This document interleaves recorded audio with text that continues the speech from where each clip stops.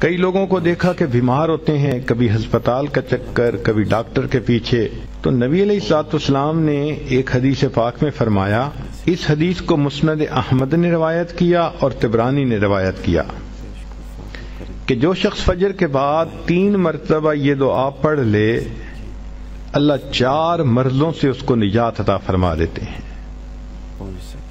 امید ہے کہ مستورات توجہ سے یہ بات سنیں گی اور اس کی اہمیت کو ذرا سمجھیں گی کہ جو شخص فجر کے بعد 3 مرتبہ یہ آیت پڑھ لے تو اللہ تعالیٰ اس کو 4 بڑے بڑے مرضوں سے بچائیں گے۔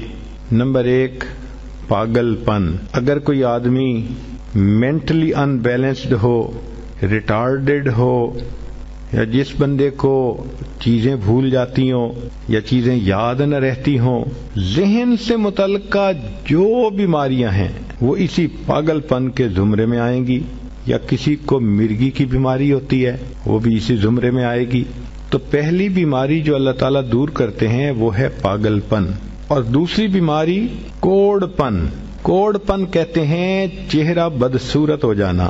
یہ بھی ہو سکتا ہے کہ برس کی بیماری ہو جائے، جیسے بعض عورتوں کو جلد بالکل سفید ہو جاتی ہے اور عجیب بدنما چہرہ ہو جاتا ہے، یا کئی مرتبہ جسم پہ تل اتنے نکل آتے ہیں، دانے اتنے نکل آتے ہیں کہ چہرہ بدنما ہو جاتا ہے، یا چہرے پر داغ پڑ جاتے ہیں کالے رنگ کے۔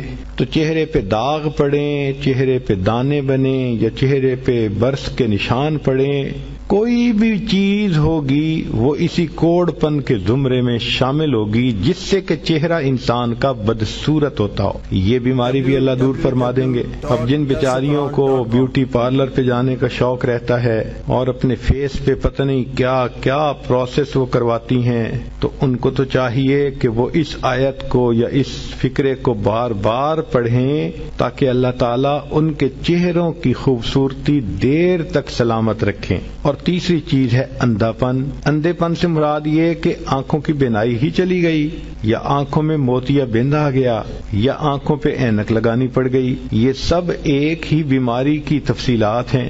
تو جن کی نظر کمزور وہ بھی پڑھ سکتی ہیں، یا جن کو لینز لگانے پڑتے ہیں، کنٹیکٹ لینز صحیح یا کوئی اور، اس مصیبت سے بھی جان چھوٹ گئی، اور جن کی بینائی چلی گئی اللہ ان کے لیے بھی آسانیاں فرما دیتے ہیں۔ تو پاگل پن کی بیماری ختم، کوڑ پن کی بیماری ختم، اندھے پن کی بیماری ختم، اور چوتھا فرمایا فالج کی بیماری ختم۔ فالج ایک تو ہوتا ہے کہ انسان کا ہاتھ یا پاؤں کام ہی نہ کریں، اور ایک یہ بھی ہوتا ہے کہ اتنی ویکنیس کہ عورت کہتی ہے مجھ سے تو کھڑا ہی نہیں ہوا جاتا، میرے پاؤں سن ہو جاتے ہیں، میرے ہاتھ سن ہو جاتے ہیں۔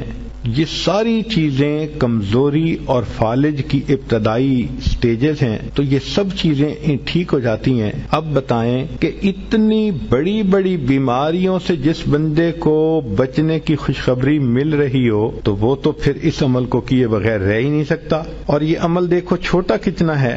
وہ جو فکرہ فرمایا حدیث میں وہ ہے سبحان اللہ العظیم وبحمدہ ولا حول ولا قوۃ الا باللہ۔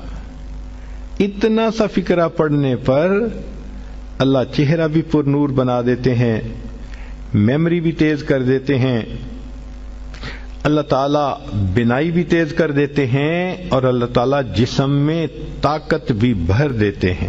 یہاں تک تو نیکیاں کمانا، گناہوں کو بخشوانا، فرشتوں کی دعائیں لینا، غمزدہ دل کو تسلی ملنا، اور بیماریوں سے محفوظ ہونا، اس طرح کے عمل بتائے تھے۔